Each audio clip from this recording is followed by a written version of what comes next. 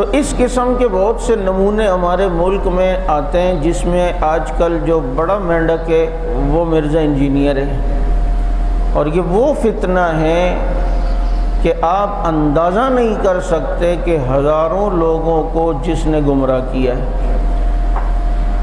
اور جس نے ہزاروں لوگوں کو حضرات صحابہ کرام رضوان اللہ علیہم اجمعین سے بدگمان کیا ہے۔ مولانا شکیل صاحب یہاں آ جائیں۔ اب جناب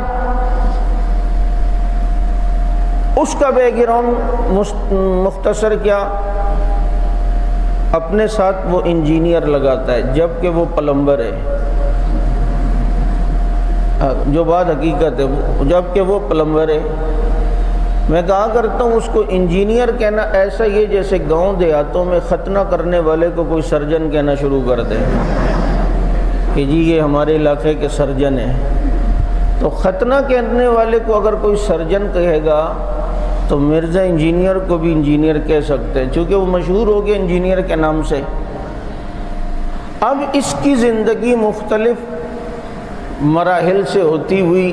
ابھی فی الحال اس کی سوئی یہاں اٹکی ہے۔ یہ پہلے بریلوی تھا، پھر دعوت اسلامی میں آیا،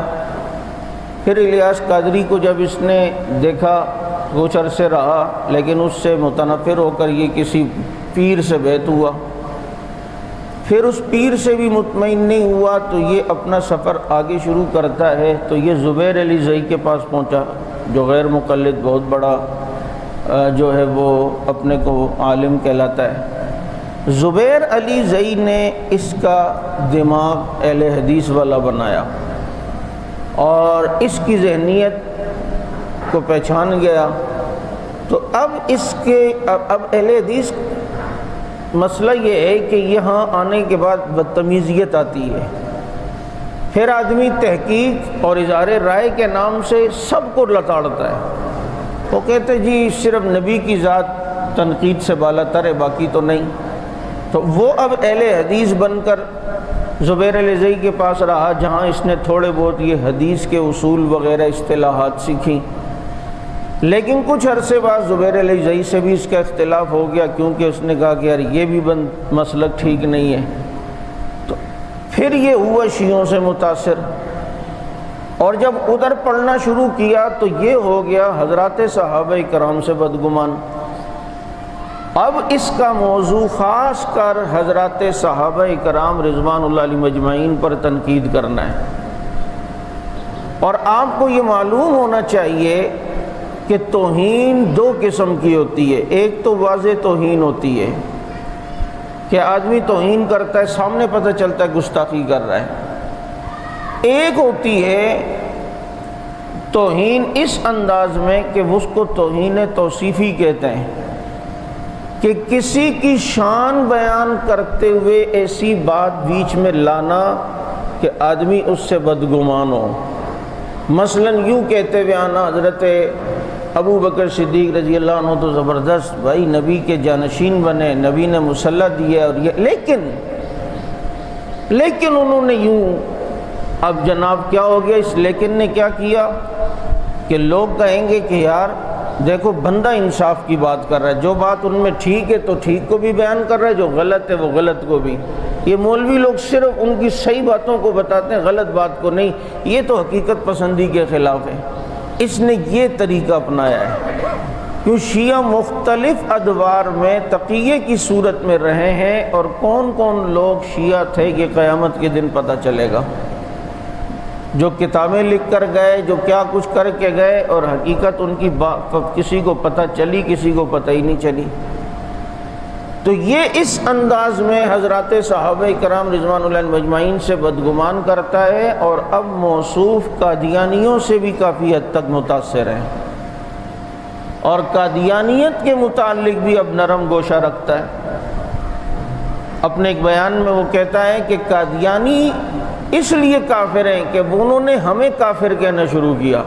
اگر وہ ہمیں کافر ڈکلیئر نہ کرتے تو ہم بھی انہیں کافر نہ کہتے۔ یعنی کہ یہ دبے لفظوں میں کیا بتا رہا ہے کہ قادیانی مرزائی صرف اس لیے کافر ہیں کہ انہوں نے مسلمانوں کو کافر کہا ہے، اگر مجھے آپ بتائیں قادیانی مسلمانوں کو کافر نہ بھی کہتے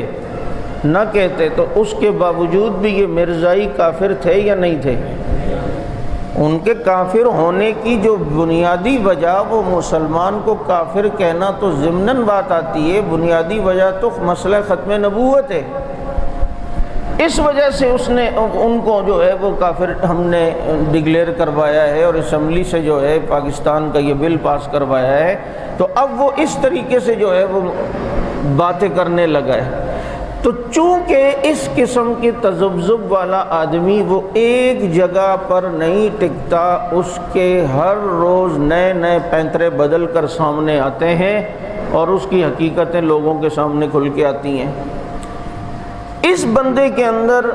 یہ بات ہے کہ اس نے شروع سے یہ طے کیا ہے کہ میں کبھی کسی مولوی کے سامنے نہیں بیٹھوں گا، اس لیے آپ لاکھ جتن کر لیں، جتنے چیلنج کر لیں، اس کو جتنی غیرت دلائیں، لیکن اس بغیرت کو غیرت نہیں آتی۔ اس نے چونکہ گمراہ کرنا ہے، اس کو پتہ ہے میں کسی مولوی کے آگے اگر بیٹھا تو میری حقیقت آشکار ہو جائے گی۔ میں نے اس کو چیلنج آج سے 2-3 سال پہلے دیا اور فیس بک پر اس نے وہ پڑھا اور اس نے کمنٹس بھی دیے، چونکہ میں نے کچھ الفاظ اس کے متعلق سخت کہے تھے، تو اس نے نیچے لکھا مولانا جو ہے وہ آپ جو ہے وہ گفتگو الفاظ کا استعمال ٹھیک کر رہے ہیں۔ میں کہا تیری تو استعمال کا بچا، ابھی چھوڑو، بھی میں کوئی اور بات منہ سے نکل آئے گی۔ اب جناب اس نے یہ طے کیا ہوا ہے، کیونکہ اس کو عربی آتی نہیں، اس کو عبارات کا اکابرین کا کیا تھا اور اس کا کیا مطلب ہے اس کا پتہ نہیں، اور اس کا حال یہ ہے کہ یہ اپنے سامنے ہمیشہ جب بھی سامنے اس کی دیکھنا نہ کتابیں رکھی ہوں گی، چند کتابیں ضرور رکھا ہوگا اور سارے اردو ترجمے والی، اور ایک تاثر یہ دے رہا ہوگا کہ میں بہت بڑی بلا ہوں اور وہ ہوں۔ اور تیسری بات یہ ہے کہ جھوٹ اتنا کہ ایک بات لا تقربوا الصلاۃ تک بتائے گا، آگے وانتم سکارا تک نہیں بتائے گا، اور پھر جناب دعویٰ اپنے متعلق ہمیشہ ایسا کر کے رکھے گا جیسے دنیا میں سب سے بڑا عالم ہی ہے۔ مولویوں پہ تنقید، علماء پہ تنقید کہ جی انہیں تو قرآن پڑھنا نہیں آتا، اور اپنا حال یہ ہے کہ ہمارے ساتھیوں نے اس کے کلپ جمع کیے جہاں دیکھ کر قرآن صحیح نہیں پڑھ پا رہا، یہ اس کا حال ہے۔ اور اس کے ساتھ ساتھ وہ چونکہ روافض سے شیعوں سے متاثر ہے، اس لیے ان کی مذمت بیان کرتے کرتے لیکن کے ساتھ پھر ان کی تعریف بھی شروع کرے گا، یہ ایک انداز ہے اس کا۔ اس کا جو استاد ہے یہ جس سے متاثر ہے اس کا نام مولوی اسحاق ہے۔ مولوی اسحاق آپ نے کبھی ویڈیو میں دیکھا ہوگا، ایک بڈھا بابا ہوتا ہے، چھوٹی سی اس کی داڑھی ہوتی ہے، اب تو خیر وہ اپنے انجام کو پہنچ گیا، مر گیا ہے۔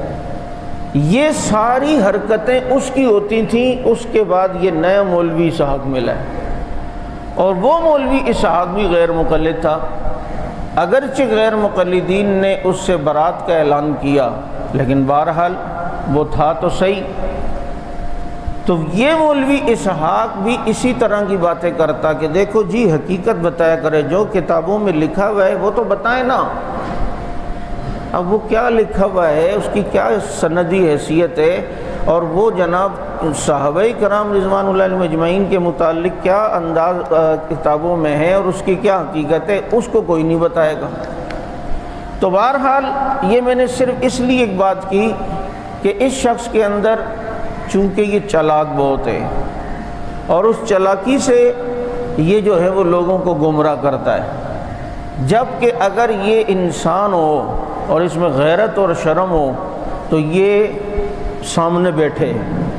ابھی بھی میں سوشل میڈیا کے ذریعے سے اگر اس تک آواز جا رہی ہے، میں نے ایک چیلنج دیا تھا کہ کوئی صرف اسے سامنے بٹھانے کے لیے ہمارے سامنے تیار کر لے، 10,000 روپے اس کو انعام ہے۔ اور میں نے اس بیان میں کہا، میں نے کہا میں جوش میں 1 لاکھ بھی بول سکتا تھا، آپ کہو کہ مولوی بڑا جذبات میں کہہ رہا ہے، کون دیتا ہے، اس لیے میں نے 10,000 کہا ہے کہ جتنی میری حیثیت ہے اتنی میں دوں گا۔ تو اس سے آپ اندازہ کر لو کہ میں کتنا سنجیدہ ہوں اس معاملے میں، کہ سامنے لاؤ پھر پتہ چلے گا کہ دل جلوں کو پڑا فلک سے کام نہیں، جلا کے راکھ نہ کر دیں صحابہ کے غلام نہیں۔ لیکن نہ خنجر اٹھے گا نہ تلوار ان سے، یہ بازو میرے آزمائے ہوئے ہیں۔